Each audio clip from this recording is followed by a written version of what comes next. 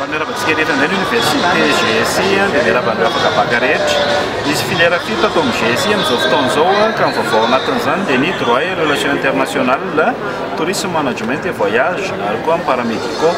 Eo ihany nefa ireo filière efatra efa nazantsika hatramin'izay 13 taona izay dia ny management des affaires, multimédia et communication, journalisme, informatique et gestion multimédia ary ny génie management du BTP et architecture. Amin'ny maha université azy aloha zany dia tsy maintsy hoe bachelier na bachelière aloha zany zay ny paramètre voalohany indrindra. Dia ankoatran'izay amin'ny 12 octobre misy concours d'entrée ao Antaninarenina.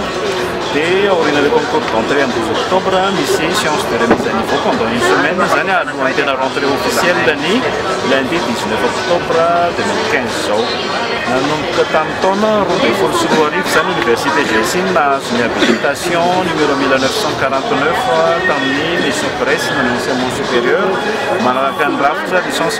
master doctorat ary koa manana ny équivalence ny fonction publique zany équivalence administrative. Raha anao mpiasa fanjakana sahanay zany no miteny no ireo ferrant miasa miaraka amin'ireo orinasa na ny audiovisuel, amin'ny banque, ny ministère sy ireo orinasa industrial misy eto Madagasikara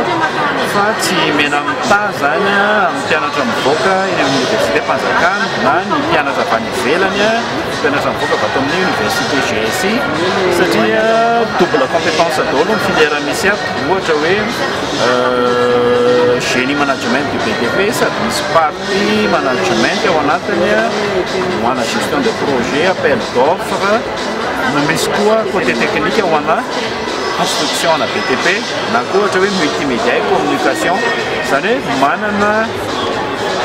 fiofanana anankiroa avy hatrany ilay mpianatra ka tsy verina ny lafiny teknika na amin'ny lafiny fitambanana. Ny université GSI zany ny foibe dia ao Antaninarenina dia misy ao Analakely, dia Ambodifilao, dia Itosy, dia ny sokatra tamin'ity taona ity dia ny ao amin'ny bypass